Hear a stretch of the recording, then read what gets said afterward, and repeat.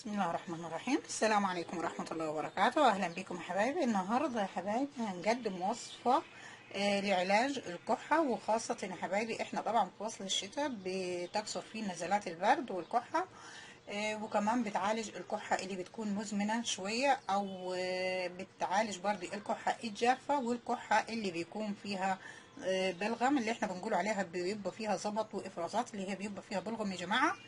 يعني مفيدة في الحالتين.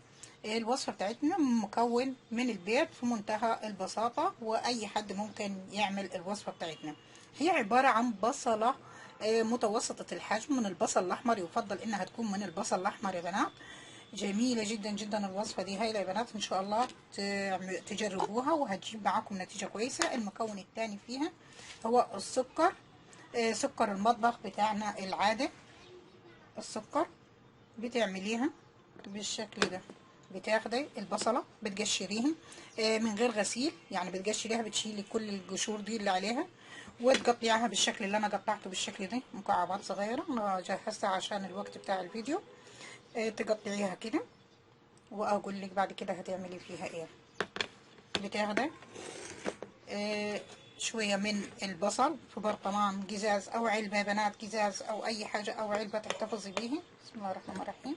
تحطي جزء من البصل او تقطعيه شرايح مكعبات زي ما انت حابة، الشكل اللي انت حابة تقطعيه بيه. وتاخدي عليه رشة من السكر. برضه تحطي تاني بصل، وتحطي برضه رشة،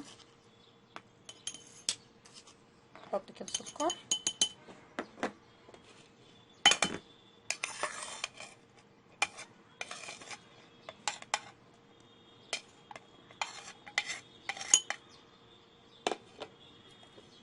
وبتضيفي باقي معلقتين كده تاني سكر، وبتسيبيهم في البرطمان يومين او ثلاثة.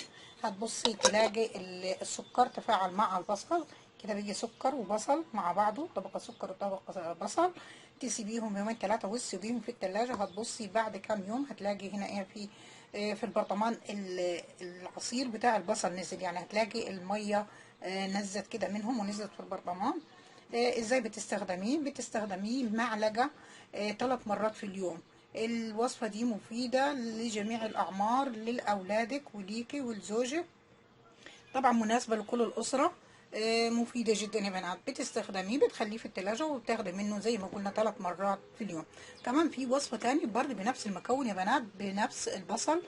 في طريقة تانية، اللي حاب يستخدموا بالطريقة دي ماشي، اللي حاب يستخدموا بطريقة تانية ماشي، ما فيش مشاكل. برضه بتقشري البصل وبتقطعيه مكعبات بالشكل ده، برضه بتقطعيه بالشكل ده، وبعد كده بتحطيه في الكبة بتاعة الخلاط، وهوريكي ازاي بتستخدميه. كده حبايبي احنا فرمنا البصل، بس تفرميه ناعم بقدر المستطاع على قد ما تقدري. وبعد كده بتقومي بالتصفية بتاعته، بتصفيه، بتجيبي مصفية زي كده وبتاخديه نعمته يا بنات على قد ما اقدر الى اقصى درجة، طبعا عشان اخد اكبر قدر من المية بتاعة البصل. طبعا انا عايزة كل المية اللي في البصل بالشكل ده، بتصفيها خالص خالص بالشكل ده بقى خالص. بتصفوها كده، وكل ما يخلص شوية تضيفي الباقي لغاية ما تخلصي منه خالص خالص. التفل ده يا بنات يعني ممكن ما ترميهوش، التفل برضه مفيد في الوصفات اللي احنا بنستخدموها، برضه مع قليل من العصير بتاعه. في وصفات الكلف للبشرة جميل جدا لما بيتحط للبشرة، جميل جدا جدا يا بنات. البصل ده جميل طبعا، بيزيل الكلف والنمش. بصوا خالص، انا عايزة كل المية اللي في البصلة اللي فرمناها. احنا قلنا هي بصلة متوسطة، بتقشريها وتفرميها البصل مفيد جدا يا بنات في حاجات كتير، بنعالجوا به الشعر، بنعالجوا به البقع الداكنه اللي في البشره. كمان بنستخدموه برضه في الورق بتاعه ده بنستخدموه برضه لإطالة الشعر، لتساقط الشعر. مفيد جدا جدا، البصل جميل جدا جدا. أما هنا في الوصفة بتاعتنا زي ما قلنا هو علاج فعال للكحة. هايل هايل يا بنات. أنا هصفيه، هاخد قدر طبعا كده عشان أصفي كل دول، أنا لازم أخد الخلاصة اللي فيهم، هياخد وقت، فكده كفاية. وأنا ممكن أصفي الباقي بعدين مش مشكلة. زي ما انتم شايفين كده، كده احنا خدنا مقدار من عصير البصل زي ما انتم شايفين كده يا بنات. بصوا العصير ده هتعملي بيه ايه؟ هتحليه بعسل النحل. اول وصفة عملناه اللي هو مكعبات السكر، البصل اللي هي اللي قطعناها حتت يا بنات وحطينا عليها السكر، او تعمليها شرايح وتحطي بالتبادل طبقة سكر وطبقة ايه بصل. اما دي بتعصريه بالطريقة دي، بتقطعيه وبتحطيه في الكبة وبتعصريه وبعدين بتحليه بعسل النحل بالشكل ده يا بنات. بتحليك بالقدر اللي انت يعني حابة تستطعميه او تقدري تشربيه. برضي نفس الحكاية، بتمزجيه كويس خالص كده كده كده يا بنات. بتخلي الخليط يصير لغاية ما العسل يدوب في المكون بتاعك.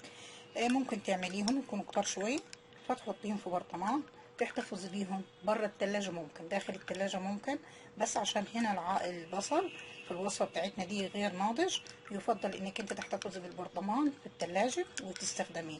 بتستخدميه برضه 3 مرات في اليوم، معلقة 3 مرات في اليوم. كمان حبايبي في طريقة تانية برضه هي بالبصل يا بنات. البصل ما تتصوروش من الحاجات الفعالة جدا جدا لعلاج الكحة ونزلات البرد. الثوم والبصل من أقوى المضادات الحيوية، يعني بيستخدم طبيا من أقوى المضادات الحيوية. الثوم والبصل من المضادات الحيوية الجميلة جدا جدا للجسم. أما الطريقة الثالثة اللي هي ممكن تستخدم فيها البصل، بإنك أنت بتاخدي البصل، بتاخدي بصلة يكون حجمها متوسط، بتشويها في الفرن، بتقطعيها نصين وتشويها على البوتاجاز. المهم البصل المشوي من الحاجات يا زمان كانوا يا بنات بياكلوهن لما يكون الواحد عنده برد او بيكح او كده، كانت امهاتنا وجداتنا يمسكوا البصل ده ويحطوه في الفرن ويشووه وبعد كده يقشروه وياكلوه وياكلوه للعيال. البيت كله يقولوا لهم خدوا كلوا البصل ده مفيد وصحي، وكنا نستغرب واحنا ما نعرفوش ايه الفوائد، لكن بالذات في الشتاء هو مفيد جدا جدا، بيضيع الكحة. فانت لما هتشويه بتاخديه برضه بنفس الطريقة اللي خدناها في الكبة مكعبات وخلطناه، بتاخديها مستوية وتروحي خلطاها في الكبة، وبعد ما بتخلطيها كويس بتصفيها بنفس الطريقة اللي انت صفيتي بيها البصل، بس هي ومستوية المرة دي يا بنات بتكون مستوية، وتحليها بالعسل. وبرضه بتاخديها 3 مرات في اليوم، مفيدة جدا جدا. كده عندك 3 وصفات من البصل مفيدين جدا جدا يا حبايبي للكحة، وكل واحدة بتختار اللي تناسبها. هعيد ماشي معلش سامحوني الوصفة تاني. أول وصفة هي البصل بتقطعيه يا إما شرايح أو مكعبات زي ما احنا عملناها كده، بتحطيه في برطمان جزاز بالتبادل مع السكر وتحتفظي بيه يومين 3، وبعد كده بتاخدي منه معلقة 3 مرات في اليوم. دي أول وصفة. تاني وصفة بتقطعي البصل يا بنات مكعبات صغيرة وبتخلطيه في الكبة، وبعد ما بتخلطيه في الكبة بتصفيه وبتضيفي عليها عسل النحل بالشكل ده، وبتاخدي منه معلقة 3 مرات في اليوم. تالت وصفة برضه من البصل، برضه بتاخدي البصل بتاعنا ده وبتشويه في الفرن او على البوتاجاز وبتخلطيه في الخلاط، وبتاخديه بتضيفي عليه على المية بتاعته، بتصفيه وبتاخدي الخلاصة منه وبتضيفي عليها عسل النحل وبتاخديه 3 مرات في اليوم. اتمنى يا حبايبي ان الوصفة سهلة خالص وبسيطة، وان شاء الله هي متوفرة في كل بيت. واتمنى الشفاء للجميع. وان عجبتكم يا حبايبي الوصفة شاركونا في القناة بالدعم فيها بالاشتراك في القناة واللايك والشير، واستودعكم الرحمن، والسلام عليكم ورحمة الله وبركاته. احبكم في الله، ماما نجوى.